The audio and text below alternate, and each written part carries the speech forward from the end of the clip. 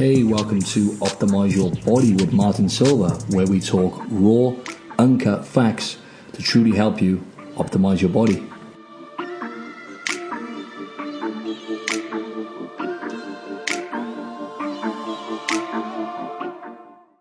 What's up, everyone? How's it going there? It is a warm summer's day at 2:20 p.m. here in Sydney, Australia. It is beautiful outside, and you know what? I am sat on my bed in my room banging this podcast out because, you know why? Because I love it. I love talking about health, fitness, nutrition. You know, that's my passion. And I'm going to drop some bombs today. So today's episode, I'm going to bust some myths. Okay, there's a lot of myths out there. There's a lot of incorrect information out there, especially now we have access to more information than ever before. And unfortunately, a lot of us are inundated with the wrong types of information. So I am going to be busting myths like there's no tomorrow. The three myths I'm going to be talking about today are fat loss. See, I hope now you've tuned in, especially the ladies. I find when you mention the words fat loss or fat burning to women, it's like, boom, something goes off in their brain and they're just like tuned into the conversation. You know, I've trained over 1,000 people and, yeah, fat loss, fat burning, great words. Anyway, fat loss and the myths behind the most effective ways to lose fat, such as cardio. Do we overdo cardio? Do you think? Or do you think it's overrated? Well, I'm going to share that with you. Also, eating little and often. So, you know, eating at regular intervals and, you know, having breakfast, lunch, dinner, and then maybe having a snack in between. You know how, that information is kind of being quashed now, which is good. But, you know, we've been led to believe that eating little and often is going to be beneficial for us, when in fact it's quite the opposite, to be honest. So I'll go into that as well. And finally, carbs, carbohydrates. I actually done a blog newsletter on this, and I sent this out to people on my subscribers list. And do carbs make you fat? Well, that's let's face it, carbohydrates, right? It's almost like that word is completely demonized now, isn't it? It's like a horrible kind of nutrient, almost. You know, like carbohydrates. Oh, I gotta keep my carbs down because I'm going to get fat. And it's again what happens within the fitness and nutrition industry is things get blown out of proportion. Certain people grab things and run with it.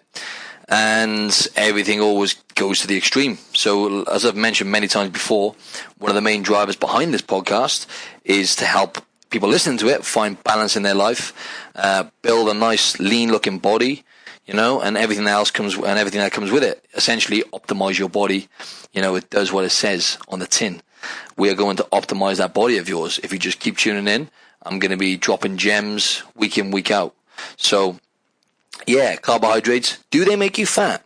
I'll go into that as well. So I'll start off with fat burning myths and fat loss myths.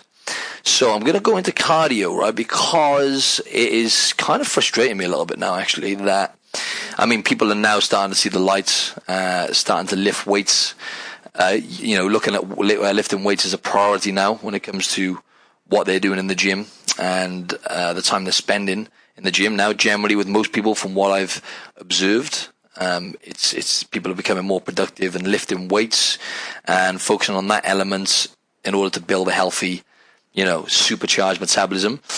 And then obviously nutrition as well. We all know how important, we all know the stuff we do outside of the gym. So it's all the time, let's face it, the majority of the time spent when it comes to achieving your goals and molding fitness and health into, you know, like a healthy lifestyle.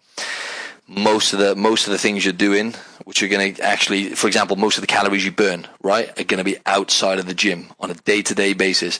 Let's face it, unfortunately, we spend a big chunk of our lives working. The average person does anyway. I don't know about you, but I spend a hell of a lot of time working. I'm not a multi-millionaire yet, but I will be one day, hopefully. But no, seriously, we spend, let's just say, I don't know, a third of our life working, and that time, for example, if you have a desk job, a sedentary job, where you're sat down for prolonged periods, Now I have people I deal with online, and not doing so much one-to-one stuff online now, but I've coached lots of people online and personal training as well. I'm still a personal trainer, and I deal with a lot of people in this day and age who have sedentary lifestyles, right? So they're sat at a desk at an office job, and if they don't focus on their movements, then essentially they're not moving much. So they have to be mindful of how much of their activity levels, because, as I say, most of your calories burnt, so to speak, are going to be outside of the gym when you're in work. That 8 hours, if you're sat down for the whole time and you're not making an effort to move outside of your working hours, then guess what? You're not going to be exerting a great deal of calories. So let's just look at cardio and movements and how important that is for fat loss. Now, like I said, what I always get people to do is I get them to track, if their goal is to lose fat and get lean, I get them to track their movements. Now, I've told you this many times before, but I get them to invest in a wrist piece, like a Fitbit, and I get them to track how many steps they're doing. I'll give them a target. For example, most people do have office jobs, so they'll without realizing it, they're actually they're not doing any more than about 5,000 steps a day. Now, that's about 30 minutes of walking, in a whole day. Now, that's throughout the whole day. Okay, so what I say to them is, right, you need to increase your steps. You need to do an extra 20 minutes of walking a day, right? So that'll be an extra, say, 4,000 steps. Let's just round it off, right? Say, for argument's sake, I said to them, right, I want you to make sure you do an extra 30-minute walk a day, on top of, what I mean is do an extra 30 minutes of walking a day, and that's going to rack up, let's say, about 5,000 steps, give or take. Do that every single day, day in, day out, and guess what? You're going to be burning a hell of a lot of calories, a hell of a lot more calories by the end of the week. Let's add that up over the week, 30 minutes each day, 3.5 hours extra of walking, there's going to be a lot more calories you're burning there. So that's what it comes down to, really. When it comes to losing body fat, you need to be burning more than you're eating, right? Now, with cardiovascular training, now it's like I said, it kind of irritates me a little bit, because I put myself into certain people's boots, right? When it comes to go to the gym, do cardiovascular, burn calories, right? Because in their heads, obviously they want to lose fat, they want to be fit as well, which I'll come to that soon. But they go to the gym, they do cardio, cross trainer, or walking on the treadmill, for example. Like, that's very common. People go to the gym and they walk on the treadmill. Now, each to their own, right? But, come on. If you want to do that and you enjoy it, that's great. But there's much more productive things you can do if your goal is to lose fat than walk on a treadmill. So if you go to the gym and you burn X amount of calories, you go on the cross trainer, or you do some running on the treadmill, or even walk on the treadmill for an hour, you burn some calories. Yes, you manually burn some calories. Now, what does that do? It literally burns calories. What are the benefits you get from it? Yeah, fitness, cardiovascular, you get a little bit of benefit there. But when it comes to fat burning, you're not getting a great deal out of it, because what you're doing outside of the gym with your nutrition, unless you're dialed with your nutrition, and you know what? Even if you are, and you're just doing cardio and you're not focusing enough on lifting weights, then actually it could have an adverse effect on your metabolism. But without going too much into that just yet, when I do these podcasts on my own, I tend to go off track a bit. Right, I'm going to slow it down a bit. Let's look at fat burning, cardiovascular training for fat burning. Manually, you're going to burn some calories. Yes. Now, if you're doing cardiovascular training day in, day out, right, where you're, let's say, running most days or pushing yourself in the gym, which is not always a bad thing, right? Or let's look at what's very popular right now, such as high-intensity training. And maybe not so much popular, but, CrossFit, F45, these high-intensity types of training becoming a lot more popular now, yeah? And a lot of people, even outside of those kind of community kind of things, such as CrossFit, a lot of people do like doing high-intensity training and thrashing themselves in the gym. And people enjoy that type of training, which, as I said on my video, if any of you saw it with CrossFit, I did say if you enjoy it, for God's sake, don't stop it. If you enjoy doing it, then that's one of the main things, right? One of the most important things when it comes to molding exercise and health into your lifestyle is actually enjoying it. That is what life's all about. But when it comes to being specific in terms of your goals, now if you're doing, let's just look at in the gym right now. There is heaps of people who go to the gym, they do high intensity training week in, week out, where they're sprinting on the treadmill. Let's just look at the extreme example: burpees, all that crazy kind of stuff, sprints on the treadmill, and let's say rowing, high intensity rowing. Now, high intensity training, I'm not going to knock it. It does definitely have its place. For example, when I do it, I'll cycle high intensity training. I'll do it probably for about 3 or 4 weeks at any given time until my body adapts, and then the results become diminishing in numerous ways, right? So what I'm getting at is if you're doing high intensity training, pushing yourself in the gym cardio wise, right, then generally for most people, it's not going to be favorable long term, right? Because the signals you're sending to your body, if you're going to the gym and you're doing cardio, like pretty strenuous cardio, most times you train, right? And you're doing this continuously without, having a break from it, then actually, it's called high intensity for a reason. It's bloody hard. It's high intensity. You're applying a lot of stress to the body.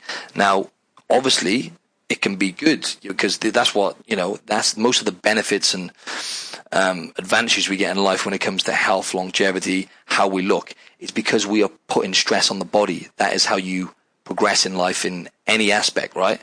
But when it comes to fitness, like lifting weights, it's a stress on the body. Going to the gym, doing high intensity cardio, it's a stress on the body, which is why you need to do it properly. Okay, so if you're doing high intensity training day in, day out, what's going to happen to your metabolism long term, right? The chances are actually your metabolism could potentially slow down.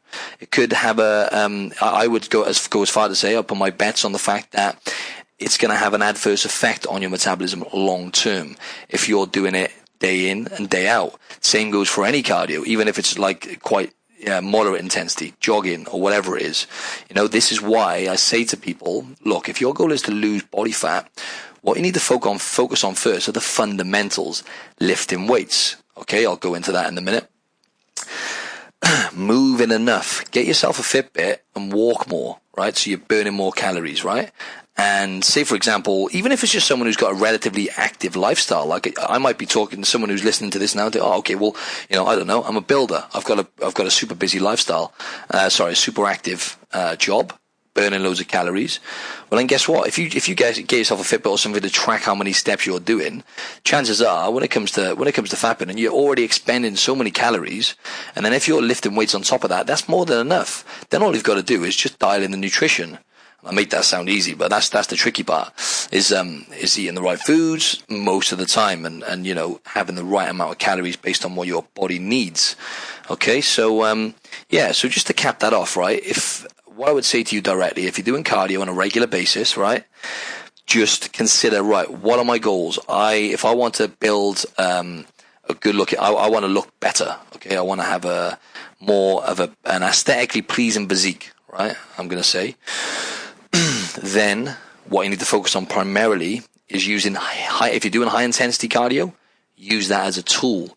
Okay, so as I was saying, when I do competitions or when I do photo shoots, or if I want to get super lean or build my fitness up, take my fitness to another level, then I'll bring high intensity cardio such as sprints on the treadmill, interval training on the rower, interval training on the bike,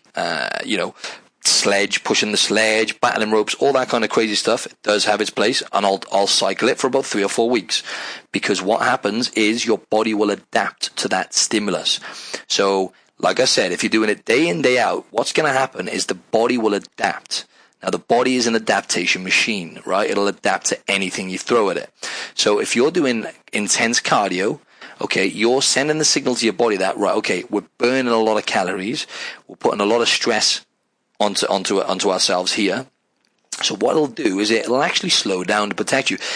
So your resting metabolic rate will most likely over time slow down to stop you from dying, because it doesn't make sense for your metabolism to elevate and charge up when you're burning so many calories manually by doing cardio on a regular basis. Because if it did, why would it speed up? Why would your resting metabolic rate speed up when you're doing that all the time. It doesn't make sense.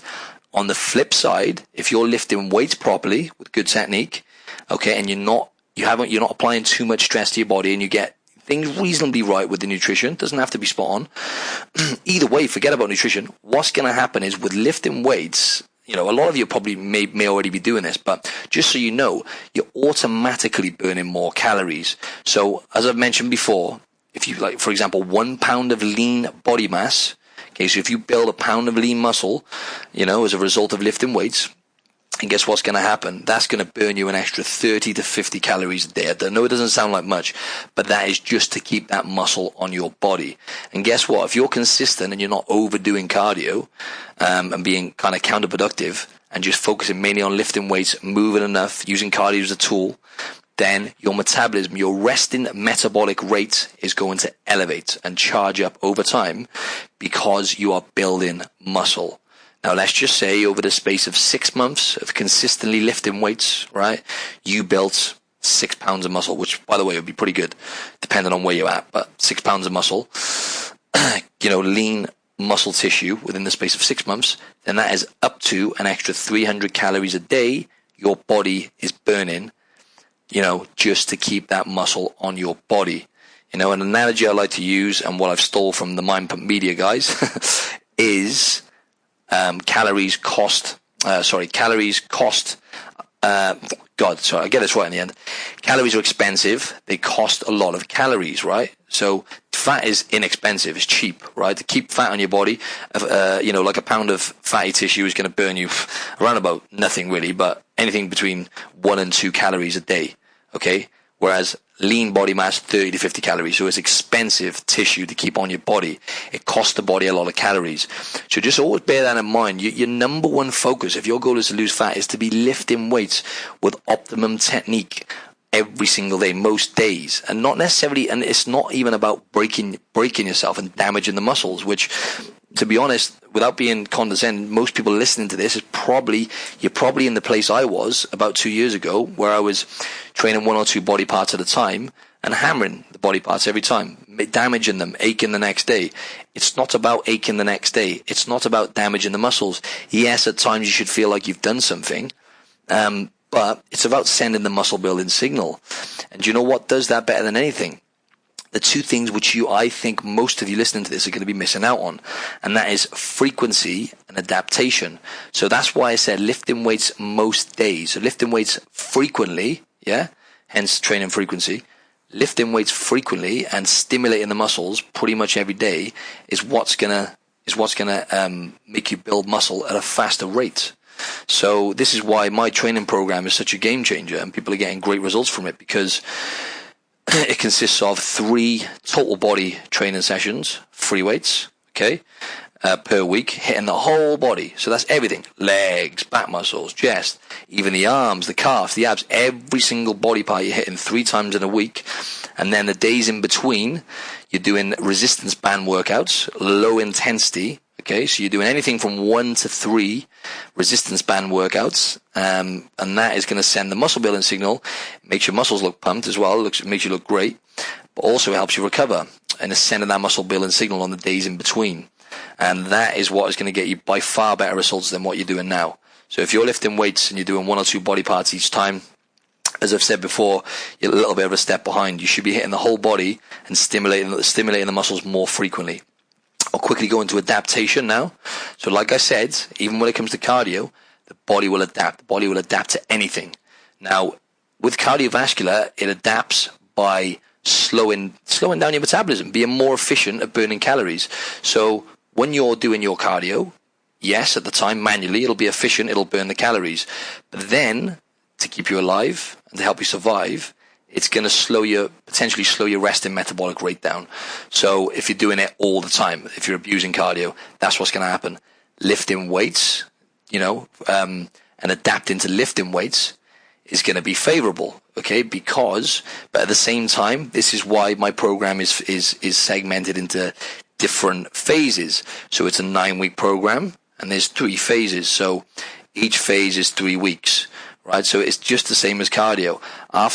Generally, like I said, the body adapts fast. So after So let me give you an example. So the first 3 weeks, you'll be doing strength training, which is the most effective thing, if you ask me, for your metabolism. And again, most of you listening are probably not doing strength training. Or I'm just putting myself into your boots, because I only first properly focused on strength training 2 years ago. So, and it changed the game for me, because it does something to the body in terms of elevating your metabolism. It really does supercharge your metabolism when you're doing strength training, because it's such a stress on the nervous system. So the body has to adapt. The body tries to adapt. So after about 2 weeks, it'll adapt, right? So the first week of my program, for example, your body will not know what's hit it. And yes, you'll probably be aching a bit and feeling tired. The second week, your body will be like, okay, I know what's coming here now. And it'll start adapting. The third week is generally when you're doing the same exercises. So you're doing 3 different workouts each week, but they're the same exercise in each workout. So the third week, you're doing your body will adapt. It knows what's coming. It knows the exercises. It becomes very good, because most exercises are a skill, right? So it'll get good at each, especially squats, for example. But anyway, the body will become better at each exercise, more efficient, and it'll adapt. So then if you go into like the 4-5 week mark doing the same thing, it'll adapt too much to the body, and the results become diminishing. So the metabolism again will slow down, because the body's adapted and worked out exactly what's going on. So that's what it's all about, really. I mean, it sounds quite complex, but in reality, I'll just summarize this section of this first myth buster when it comes to fat burning. Cardiovascular for fat burning is not optimal. Lifting weights for burning fat, long term and short term, really, by far blows it out of the water. Okay, so just think about when you go to the gym and you're doing cardio. Let's look at you're in the gym for an hour. Let's just say that's roughly about 5% of your day. So 5% of your day you've been burning calories manually. Okay, you've gone and burned calories. When you're lifting weights, you lift some weights for 10 to 12 hours after, your metabolism is roaring, okay, because your body is trying to recover. And then what's happening then is you're burning more calories for that 10 to 12 hours minimum. So the 50% of your day, you're burning more calories. You see what I mean? Instead of 5%, 50% of your day. So instead of that 1 hour, for like 10 to 12 hours, boom, 50% of your day, metabolism's roaring. And actually, 48 to 72 hours is when your body hits its peak in terms of the anabolic fat burning, muscle building kind of zone, right? So so anything up to 72 hours after lifting weights, your metabolism is roaring and things are working in your favor. So I hope that was simple enough for you to understand. Next, I'm going to move swiftly onto that. Sorry, I always go on, like that was meant to be much shorter than that. So anyway, I hope you picked up some great knowledge bombs there. I'm going to move on to eating regular and eating little and often, because I still see a lot of people doing this, especially because within the bodybuilding industry, we now have a lot of coaches emerging, because they've competed a few times or whatever. They are now all of a sudden nutritional experts. Now, I'm going to be perfectly honest with you. Obviously, I have done 8 competitions myself, and I worked my way up to a pro level, and I fell into that category after competing a few times. I then thought I was in a position to, provide people with nutritional advice, and I failed a lot of people because I didn't know what the hell I was talking about effectively, because I was sucked into the bodybuilding kind of, movement, if you like, of eating 6 meals a day, because I thought this was going to keep my metabolism elevated, and it was going to keep me in a muscle building anabolic state, if you like, by eating every couple of hours. Again, do you know where this has come from? Funny enough, it's come from the supplement industry. Okay, so the supplement industry, when it comes to protein and all these different supplements, just so in case you're thinking, what does he mean by that? Protein supplements and all the rest of it, amino acids, pre-workouts, all this.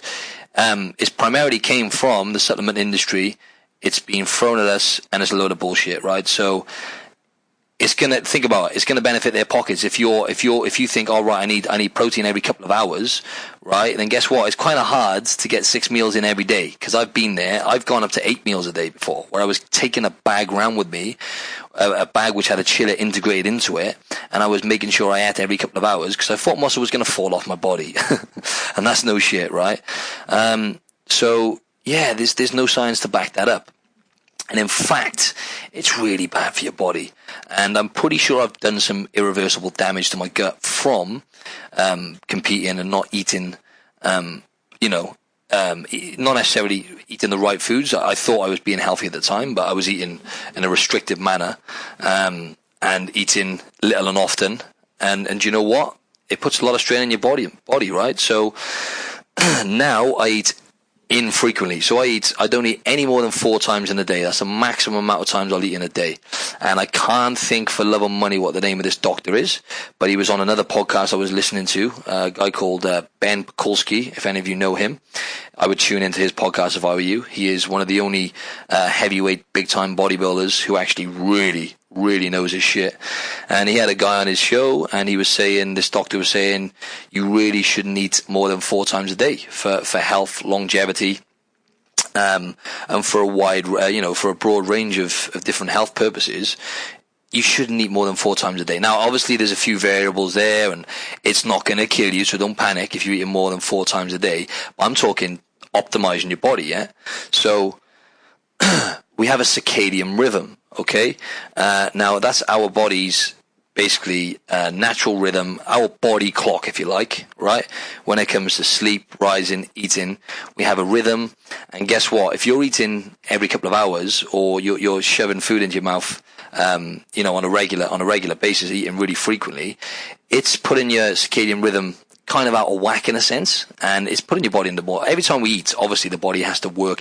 The body has to work super hard anyway. Okay, going into the circadian rhythm, and just for you to stay alive and listen to this podcast, you may be eating now, but if you're not eating and you're driving, whatever, you're listening to this podcast, your body's working super hard. Every organ in your body is working hard just to keep you alive, to keep you breathing, right? So when you're putting food into your body, guess what? It has to work extra hard to break that food down, and absorb the nutrients and all the rest of it. It's one hell of a, it's actually a really, really intelligent process when it comes to the body breaking down food, but I won't go too much into that. But what I'm getting at with this is I now eat infrequently, okay? So I don't eat any more than 4 times a day. Yes, I fast. I intermittent fast most days, okay? Now, I'm not going to promote that to you because I don't want to promote fasting to people unless they're already at a high level. I never actually bring that in and utilize that with people unless they're already have got a decent relationship with food and they're eating, for the most part, nutrient dense foods. So, so for example, I think I've mentioned this lots of times, but, it is my lifestyle now, intermittent fasting. So I generally don't eat, I'll have clients from 5 or 6 a.m. in the morning, but I won't eat until about late morning or midday. So within, say for example, I'll stop eating at 7 p.m. Roughly stop eating 8 p.m. the night before. I don't always get and that's another thing as well. Eating before bed, not ideal. If you could try to give yourself at least 3 hours before bed, cut off your food at least 3 hours before bed. It's actually much more beneficial for health, longevity, for your digestive system, for lots of different things. Even when it comes to metabolism and fat burning, I think over time, eating just before bed is not ideal. But I tend to do this 4 times a week. I can't always, I'm quite a big guy, and it's tough getting all the calories in. So if I've got clients, I have clients most evenings and mornings. So I'll finish work sometimes at 8 p.m. and I haven't managed to get enough food in. So I'll eat when I get home just before bed. So that's about 4 times a week. But if I can help it, I try not to eat any sooner than about 3 hours before bed. So that's another little tip for you. But once again, I'm going off on a tangent. But yeah, so I'll generally say, for example, I stop eating, say one of my later ones. So I stop eating at 9 p.m. the night before. break my fast the next day, maybe 1 p.m. So that's like a 15 to 16 hour fast most days, right? And then I'm eating within, say, anything from like, let's just say I eat within an 8-hour window then, most days on average. Okay, so that is actually much more beneficial for numerous different things. They've done studies, and the studies are showing that actually even for muscle building, certain genes are triggered, which are favorable for muscle building when it comes to intermittent fasting, because it desensitizes you to protein, and your body will generally, not for everyone, by the way, it's not for everyone, but for the most part, your body will assimilate calories more efficiently, because, it's adapting, it's not stupid, it thinks, shit, this mofo is not giving me food very regular, so I better absorb these calories and utilize these calories more efficiently. And that's just the way the body works. So, so for muscle building, even for endurance, they're finding people who do endurance events and long distance running and whatnot, they're finding intermittent fasting, it does something to the red blood cells, and improves that as well. Also cancer, because you're stimulating IGF-1, insulin growth factor, which is a big contributor to different types of cancer. I believe you're not actually using this hormone using this hormone as much, or something along those lines. So reduced risk of cancer, certain types of cancer, and just look at longevity. Think about it. If you're eating regular, day in, day out, you're putting your body under stress every time you eat. So over time, surely it's not going to be ideal for the body. And let's look at it from an evolutionary standpoint one more time, because folks, it's always going back to basics, right? So how do we evolve? Let's go back 100,000 years. Do you think we would be eating 6 meals a day? Gee, we'd be lucky sometimes to eat 6 meals in a week. There would be times of famine where there would be no food available. And guess what we'd be doing for a few days sometimes? We'd be fasting. So the body is adapted this way. Okay, so it's great to finally see that. It's so funny. Like, once again, I'm going off on one again, but it's interesting how stuff like saunas and cold showers and stuff, these are things that people have been using for ancient, for millennia. Since back in ancient times. For example, the Scandinavians, they have hot saunas as part of their culture.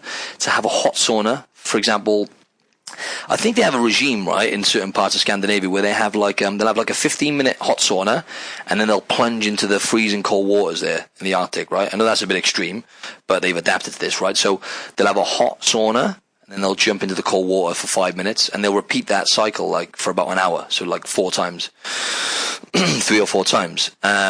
And it switches on. Apparently, the studies they've done have shown that it switches on certain longevity genes, and it improves your all-over health. Now, I could even do another episode on this, but saunas generally increase testosterone levels, improve the function of the heart and the cardiovascular system because of the heat and other different factors. What's the name of the protein?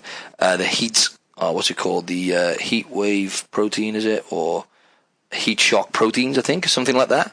You release heat shock proteins when you're having a sauna.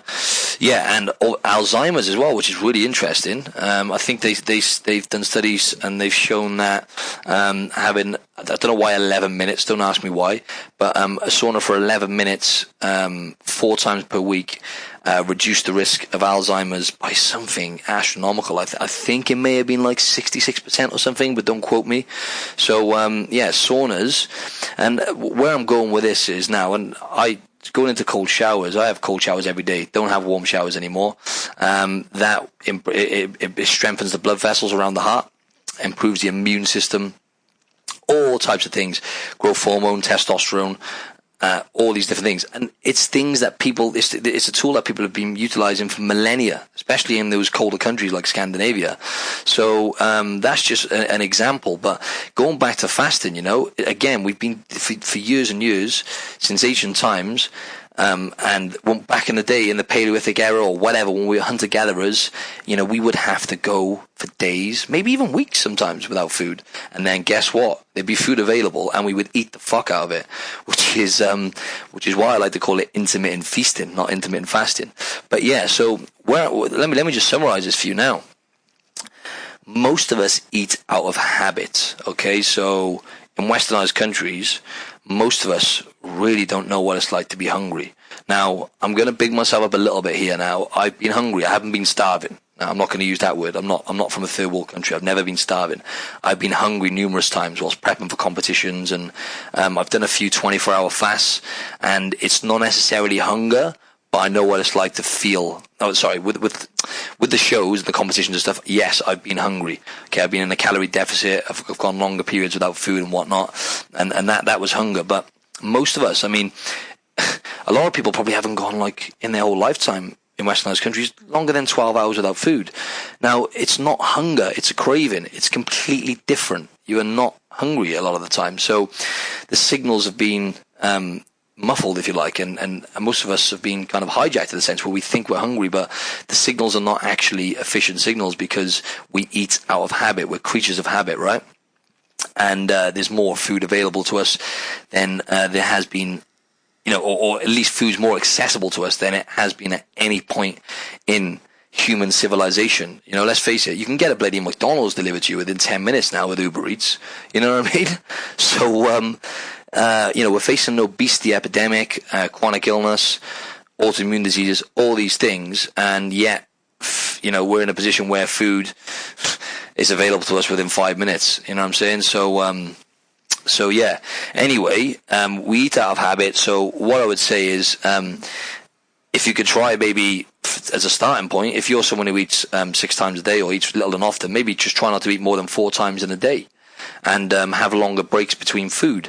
Ideally, around about 4 hours, I would say, between meals if you can, because that's going to give your body enough time. Obviously, there's a lot of variances here, but generally, I try not to eat any more. Like, obviously, I eat in a smaller window, right? So I'm saying for the average listener who you know gets up, has breakfast and whatnot, maybe try and give yourself like 3 or 4 hours in between meals, and see how that goes. Because yeah, it's just not going to be ideal. Obviously, I'm no scientist or nutritionist, right? So I'm not going to say, oh, you know, but you know, common sense tells you if you're eating really, really frequently, day in, day out, I don't think it's going to be ideal for long-term health later down the line. So maybe try and eat more infrequently and see how you go with that. So yeah, maybe try not to eat more than 4 times in a day and see how that goes. But once again, it's each to their own. And the most important thing is, you know, how many calories you're consuming and what kind of foods. You know, I'd say above that, I'm the opposite to these people who are like, oh, it's all calories in, calories out. There's a big wave now of people prescribing programs to people, nutrition programs and whatnot, and it's just purely focused on calories, like, and yeah, I mean, nutrients over calories any day, without going too much into that. But it's going to be, in terms of fat loss and longevity, health, it's going to be a case of how many calories you're consuming, what nutrients are you putting into your body, and because, for example, eating vegetables is going to be really beneficial for your gut flora, your microbiome. Okay, so you're going to build a healthy microbiome generally if you're eating vegetables regularly, ideally organic, because of the chemicals added to non-organic veg nowadays. But listen, if you're getting your vegetables in, that's going to be beneficial for long-term health. But yeah, so give that a go. I did go off on one a little bit there, right? But yeah, I'm going to move on swiftly once again. So yeah, the last topic now is carbohydrates. As I said, that word is almost like it's a bit of a stinger now, isn't it? When it's like, you eat carbohydrates, oh my God, you're going to be fat. You are literally going to be fat. You eat carbs, oh my God, that is dangerous. You need to cut your carbs up now. Obviously, I'm going a bit overboard here, as usual, and I'm going to turn my bloody phone off so you can't hear my messages going off. But yeah, carbohydrates. Now, do carbohydrates make you fat? And what is all this, you know, all this bloody kerfuffle you can hear people talking about when it comes to, you know, I've got to eat low carbs and high protein and high fats to get me leaner, which, you know, definitely there's some truth to that, 100%.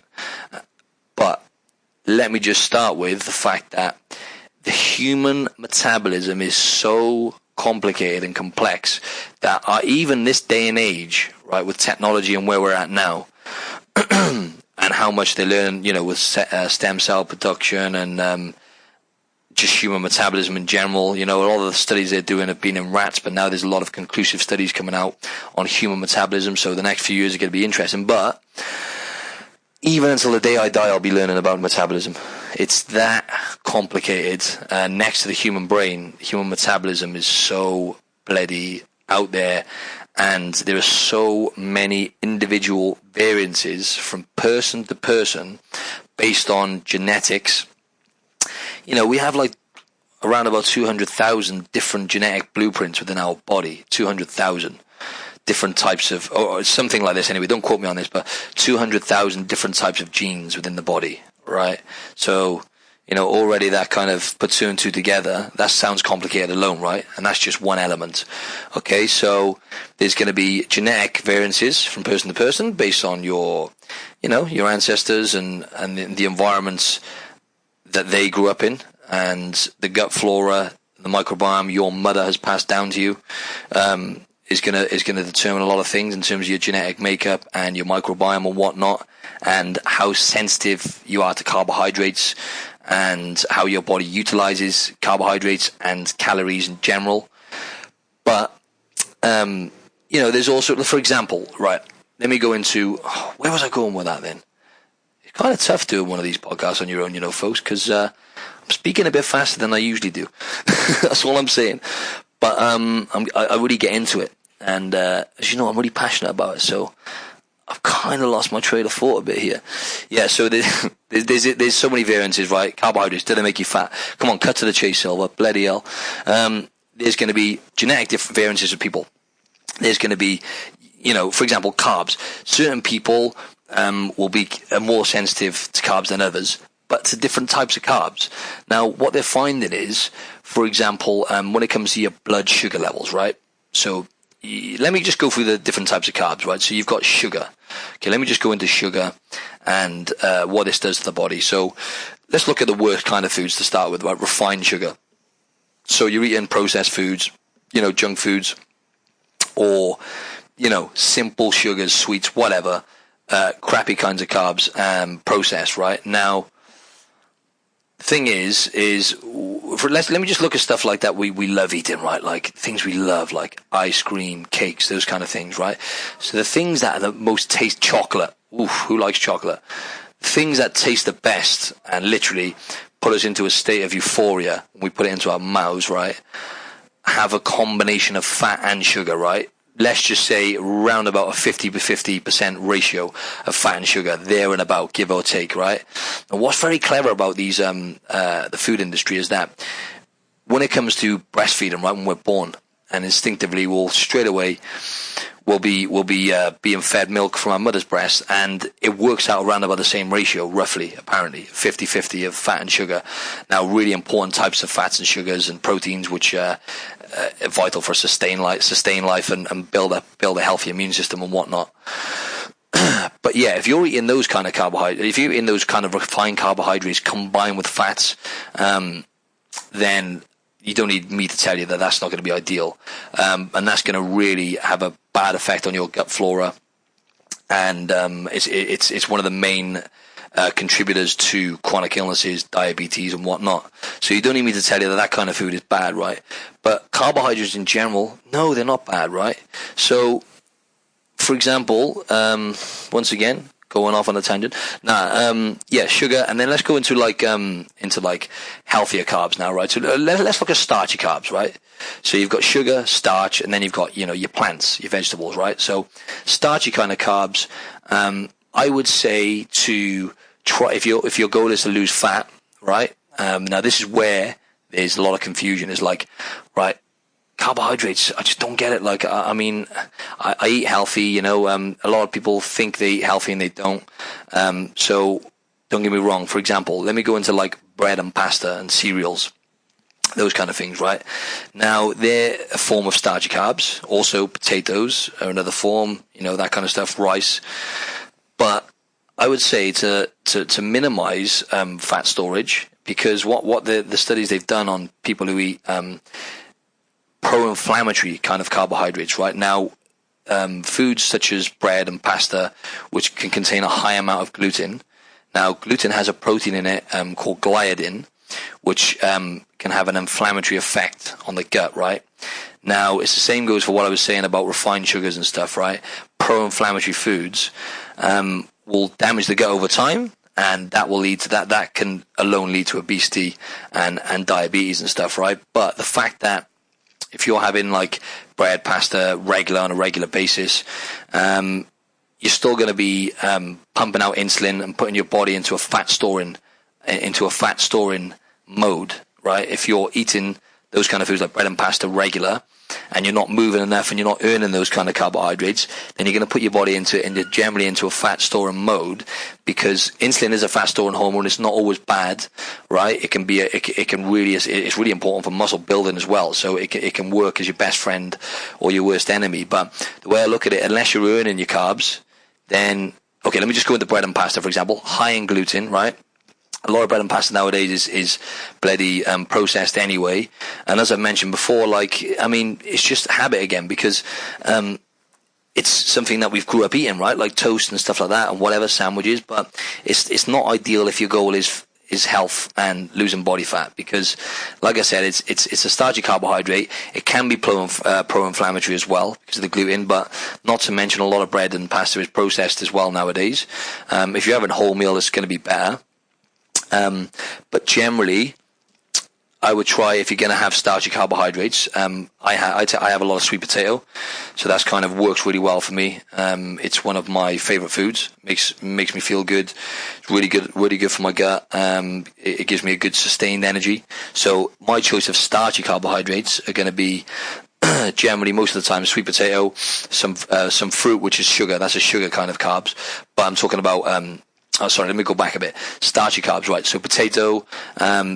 I'll sometimes have some rice, but you know what works actually better for me, and what they're finding is, when it comes to rice as a starchy carb, actually white rice for most people is actually better than brown rice. I may have mentioned this before, but the brown rice contains anti-nutrients, and it can have, it can trigger off an immune response in the body. So it can be toxic on the gut. And a lot of people get issues when it comes to bloating and inflammation issues when it comes to brown rice. So generally for me, white rice works better, and for most people I've coached as well. So contrary to what we believe, as far as health goes and what's healthier, white rice for the most part is going to be better for you. So white rice, sweet potato, quinoa. Those would be my top three kind of starchy carbs over bread, pasta, and cereals. Try and eliminate or reduce them. They're never going to do you any favors, those kind of foods, trust me. If you're having them on a regular basis, right? Now, you don't get me wrong, there's a lot of people like, oh, look at him, he's saying bread, pasta, bread. I'm not saying bread and pasta make you fat, right? I'm not saying that, right? Because there's these people out there that break my balls, man. Like, oh yeah, it's all about calories in, calories out, though. It doesn't really matter. Carbohydrates don't make... No, there's more to it than carbohydrates. Carbohydrates, yes, they can make you fat, and they've made a lot of people I've coached fat, right? And I'm being straight with you now, because if you're eating the wrong types, your body is not going to metabolize them efficiently, and it can have an inflammatory. And even if you don't notice inflammatory issues like bloating and whatnot, it can be something that over time manifests, and you can damage your gut and trigger off chronic illnesses later down the line. So what I would say for starchy carbs is, nutrient wise anyway, you're going to get much more out of sweet potato and quinoa. White rice not going to have a great deal of nutrients, but it's going to be a lot better than generally than brown rice. Don't get me wrong, brown rice probably does have more nutrients. However, it also contains anti-nutrients. Not going too much into that because I can't think what they're actually called, to be specific. But like I said, it can have a bad effect on the gut.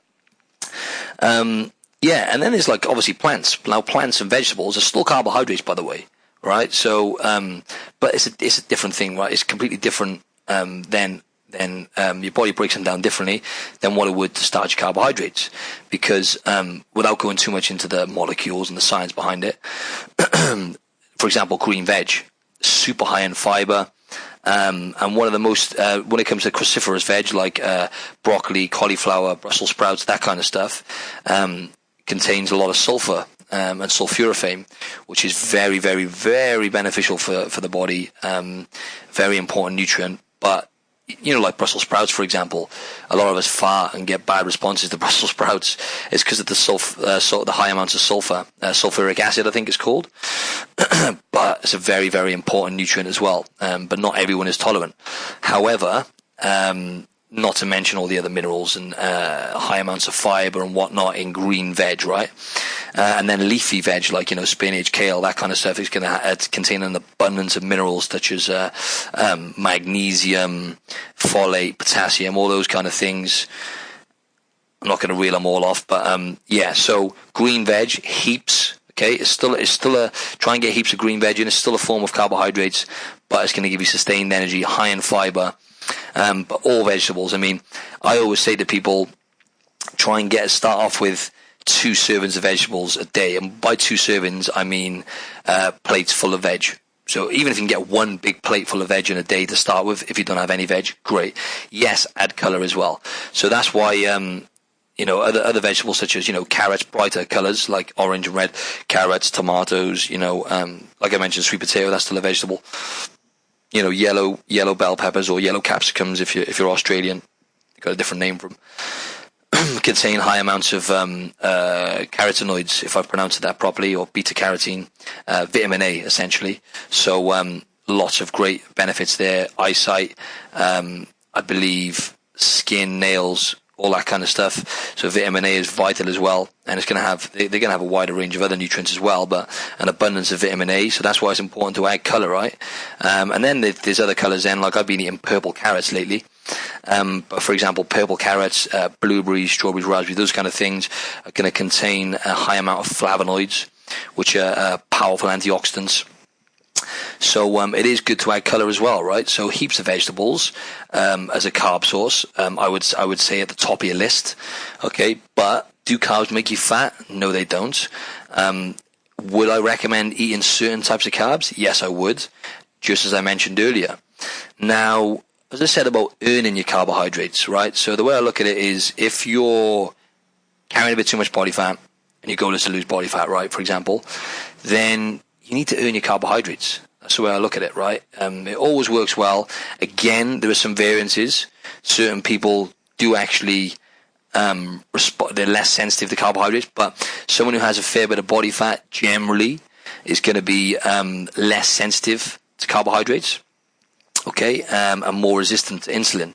So, for example, if your goal is to lose body fat, get leaner, then what I would say is to earn your carbohydrates. So prior to training, if you're going to go lift some weights, for example, let's just say you're lifting weights, let's say for argument's sake, you're lifting weights in the evening, right? So you're going to the gym, going to go and pump some iron. Lunchtime, if your goal is to lose fat, I would say to have, again, this is another little tip for you. The body will burn what you fuel it with, right? So generally, if you put fat into your body, like again, there are some things you need to pay attention to here, right? Because calories are important.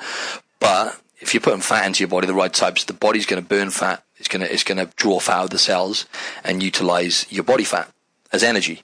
Whereas if you're putting carbohydrates in your body on a regular basis, not so much plants, vegetables, because it's more fibrous, okay? So there's lots of fiber and not much sugar, especially in green veg. But I'm talking about, the wrong types of carbs, bread, pasta, cereals, refined sugars.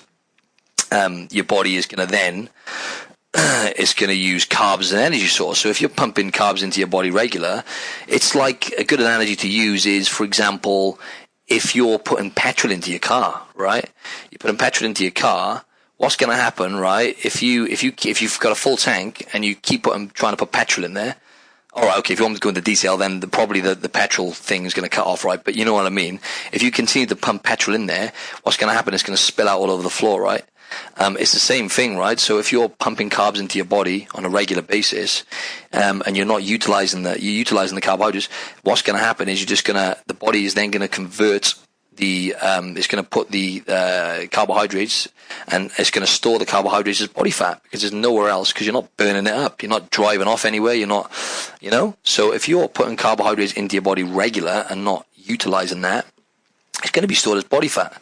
And that's just to simplify matters, really. But so I would say, for example, if you're going to go and train in the evening, your lunchtime meal, plenty of vegetables, and get some fats in there as an energy source, right? So maybe throw avocado in there, maybe half an avocado, some olive oil, right? Make sure you get good quality extra virgin olive oil.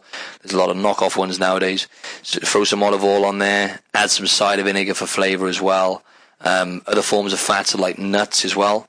Maybe a handful of nuts on there as opposed to the avocado, or or both if you want, but just don't overdo it. Now portion control is quite important, but that's just an example, right? So, for example, let me just give you an example of a lunchtime meal then, right? High fat, decent protein, low carb meal, okay?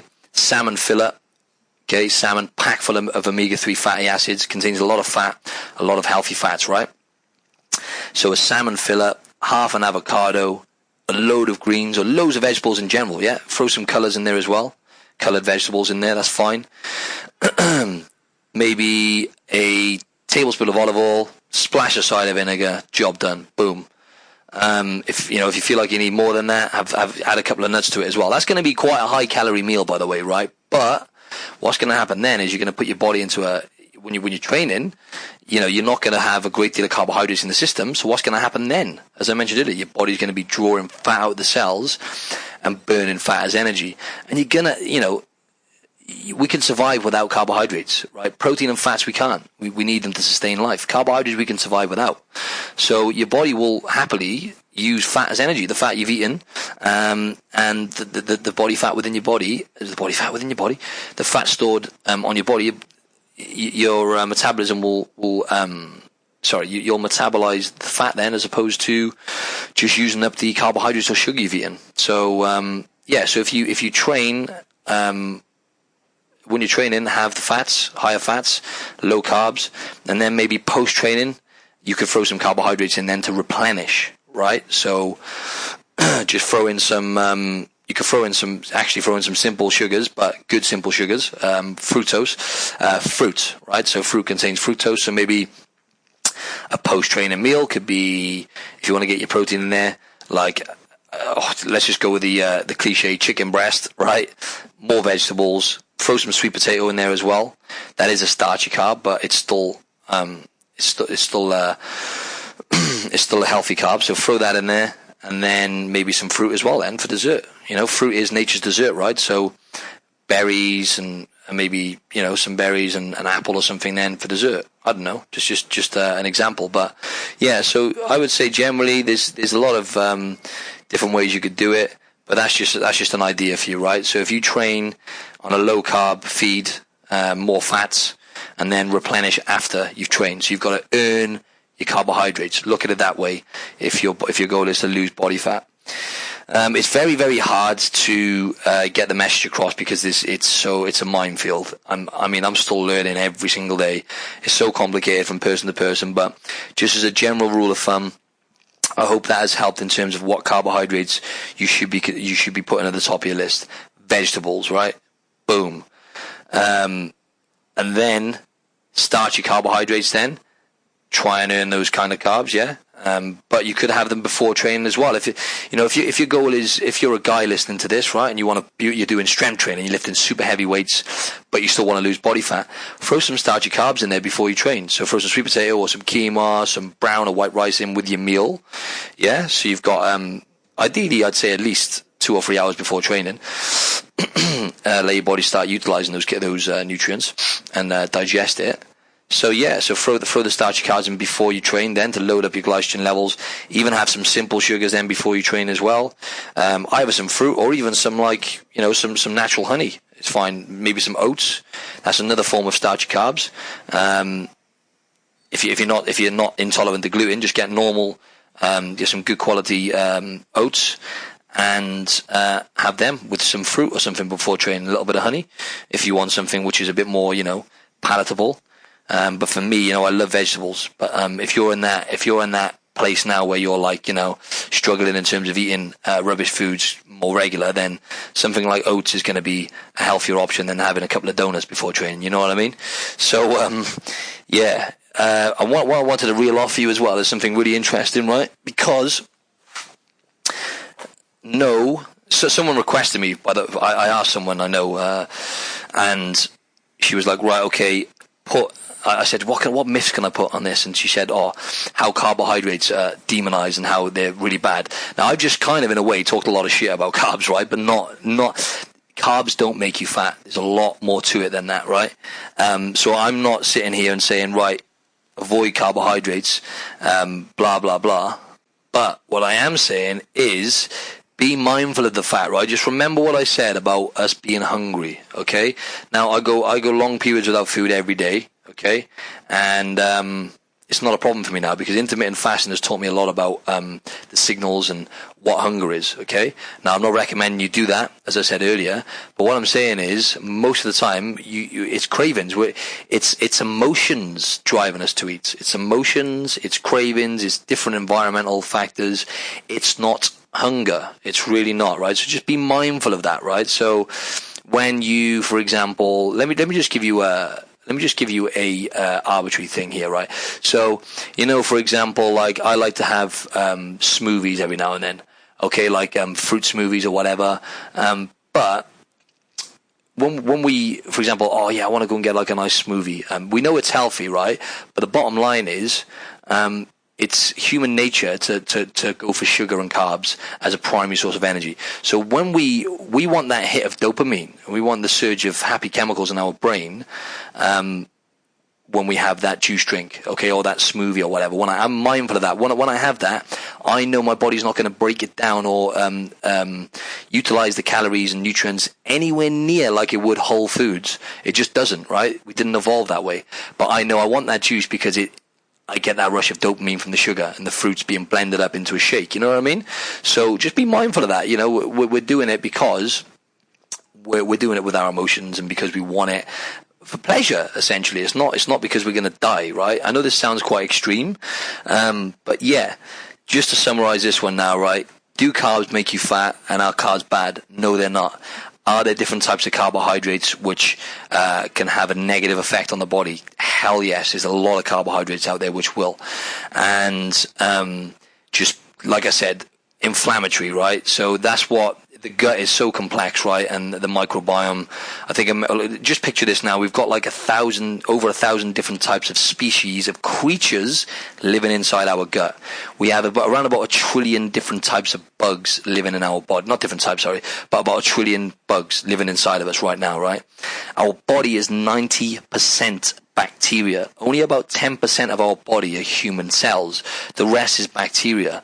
Now, how is this bacteria? What determines the environment of our gut? What do you think? What you put into your gut, right? So if you're putting every single thing you put into your body is affecting how you are as a person, shaping who you are, right? I know that sounds it becomes a part of you. It sounds a bit crazy, but the link between the gut and the brain is just blows my mind, the research going into it now. The serotonin receptors alone, like 90 to 95% of the serotonin receptors located within the gut, produced within the gut. So serotonin, as we know, is the hormone responsible for us feeling happy and libido and helping us go to sleep and all these really, really important bloody things, by the way, produced in the gut. So if you're eating the wrong types of carbohydrates and pro-inflammatory kinds, like refined, processed types, and bread, pasta, and cereal, which could have an inflammatory response on the body, but not even going away from the inflammatory stuff, right? Like bread, pasta, cereals, those kind of things, right? They're going to require your body to pump out insulin, okay, when you eat them. So if you're eating them regular, just remember insulin is a fat storing hormone, okay, and unless you're an elite athlete, right, who's burning a stupid amount of calories and can get away with having pasta every meal, trust me, like most of you are not going to be able to get away with that in terms of fat storage when it comes to the heavy carbs. So it will, any carbohydrates which are not utilized by you are going to be stored as body fat. Okay, so but the same goes for calories in general. If you're overeating calories, if your body is burning 2,000 calories in a day and you're consuming 3,000, then guess what? That's a 1,000 calorie surplus. And if you continually do that day in, day out, then you're going to put body fat on pretty quickly, yes. So it is calories, but there's a lot more to carbohydrates than what people think. So, especially in the westernized diet. Anyway, Jesus, I'm going off on one. What I was going to say is I was going to run through this little study with you, and I've actually got a book in front of me now because there's a big wave of people out there, so-called nutritionists, who are saying that it's just about calories and that artificial sweeteners and carbohydrates, it's like that doesn't have an effect on the body. Yeah, right, man. Were you born yesterday? I'm not being funny. Hats off to people. I'm no nutritionist and stuff like that, but come on, man. You've got to take a step back. If you think that it's just about the calories, then come on. Like, even the people listening to this know there's going to be more to a calorie than just a calorie, right? There's going to be certain nutrients and chemical reactions in the body which are going to determine everything, right? So let me just go into this little study now, right? I'll read it out to you. This book I'm reading now is called The Clever Guts Diet by Dr. Michael Mosley. I would recommend reading it, The Clever Guts Diet, right? And they've done a very interesting study, and what blows my mind is the Mediterraneans, right? The Mediterranean paradox, they call it now, where they drink wine, you know, they have lots of fats, right? So olive oil, lots of fatty foods on a regular basis, cheese, eggs, all that kind of stuff. They drink wine every day, so they'll have 1 or 2 glasses with their food every day, right? Obviously wine contains a lot of really important antioxidants as well, which obviously play a part in it.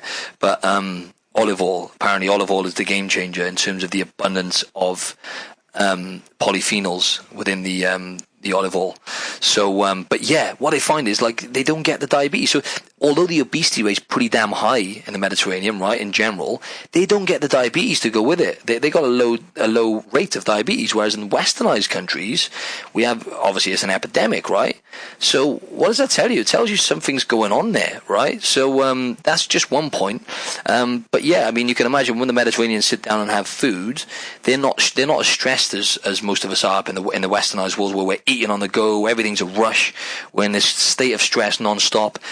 We've got high amounts of cortisol, which is the stress hormone in the bloodstream, and then when we're eating foods, which are normally the wrong types as well, of carbohydrates and whatnot, then we're pumping out the insulin, and we've got high amounts of cortisol in the blood at the same time of insulin, and that's got to play a part in terms of the diabetes epidemic. But yeah, this study, whereas the Mediterraneans, on the other hand, they've probably got lower levels generally of cortisol, they're civilized, having a meal, relaxed, drinking their wine, you know, so they haven't got as much. That's got to play a part in it in terms of the cortisol and insulin or whatever. But yeah, one of the most impressive dietary studies ever done, right, showed that compared to going on a classic low-fat diet, which would be more carbs, right, or going on a Mediterranean diet, will cut your risk of heart disease, type 2 diabetes, breast cancer, and even stop your brain from shrinking, right? So for this study, which was funded by the Spanish government, researchers randomly allocated 7,400 overweight Spaniards to either a low-fat diet, which consists mainly of lean meat, low-fat dairy, or minimal use of oil, which is what we have been bombarded with and told is the right way to do things over the last few years, which is clearly not. Or a Mediterranean diet, for example, oily nuts, oily fish, lots of olive oil, eggs, dark chocolate, red wine. They were then followed for many years. The results were clear. Although they were not calorie restricted, okay, so let me just put this out there now for anyone listening, or if there's any nutritionists out there, which I doubt they're listening, but certain people, I'm not going to mention any names, starting to frustrate me a bit because they're saying that it's just about calories in, calories out. Yes, the overconsumption of food is killing people, but the types of foods are playing a huge role in this as well. So stop denying that and stop saying that it's just about the calories, because listen to this. Although they were not calorie restricted, those randomized to the Mediterranean diet put on less weight, particularly around the middle, than those on the low-fat diet. They were 30% less likely to develop heart disease and half as likely to develop type 2 diabetes. Half as likely from having a high-fat diet, folks. Low carbs, right? A particularly important element of the diet seemed to be olive oil. In fact, women for this study who were asked to add an extra couple of teaspoons of extra virgin olive oil a day cut their risk of developing breast cancer by nearly 68% compared to those who were dutifully eating low fat. So, there it is, olive oil.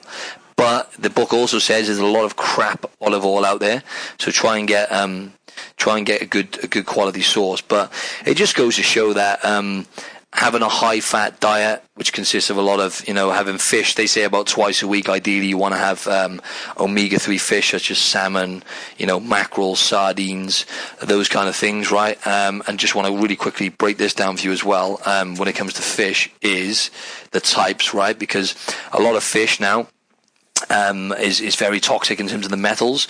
So avoid sort of swordfish like the plague, because it's got a super high amount of metals, mercury and arsenic and all that kind of stuff. Obviously shark. Even tuna, though. I don't eat much tuna now because that is got high amounts of metals in it. And then your best types, as I said, are going to be the oily fish, which are going to give you loads of omega-3s, such as mackerel, salmon, and sardines, right? So, yeah, get the fats in. Get plenty of veg in, avoid refined crappy carbs, and bread, pasta, cereals. Try and reduce that if you tend to have a lot of that in your diet. And as far as bread goes, I would say sourdough. Sourdough, if you can get good quality sourdough, is normally fermented. It's good for the gut. It's really low amounts of gluten in. So I'm almost intolerant to gluten, but I'm just more sensitive to it than ever, than anything really. So when I have sourdough, I'm normally fine. So it goes to show. Hope that's helped. And I always feel like I've chatted a load of shit, but maybe that's just me. Hopefully a lot of you took some great takeaways from that. And you should definitely get on my Build Your Best Body training program. I'll give you a 50% discount if you're listening to this podcast now. I'll unlock the code, let's say, for the next week, so you can get 50% off if you click the link on my Instagram bio. If you go to on Instagram at Martin Silva Fitness. Martin Silva is Silva, the Mediterranean way, actually. Yes, I do have Mediterranean in my blood. Fitness. So Martin Silva Fitness on Instagram. Click the link on my bio, and that'll take you to my blog explaining what my program consists of. Scroll to the bottom, click to buy, and enter code MS. Yeah, my initials, MS Founder. Founder. MS Founder. Okay, and that'll give you 50% off my training plan. And that's pretty much it in a nutshell. Got some exciting stuff coming, some online stuff I'll be releasing, so I'll keep you in the loop with that. But go follow me on Instagram, right? And if you've listened to this podcast, drop me a direct message on Instagram and say drop me a direct message on Instagram and leave me your email address on the DM, so I can send you out a free newsletter once a week. And also, folks, if you can, please give me a 5-star rating on iTunes and a review. A good review would be a massive help. That's the main thing really for helping this podcast grow. So if you could do that on iTunes, that would be great. They don't make it easy, by the way. They make it really hard to do.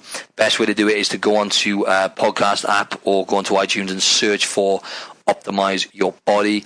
Click on the podcast, and then you have to go to scroll down and then put like 5-star rating. And then write a review. When you click on write review, it might ask you for like a nickname.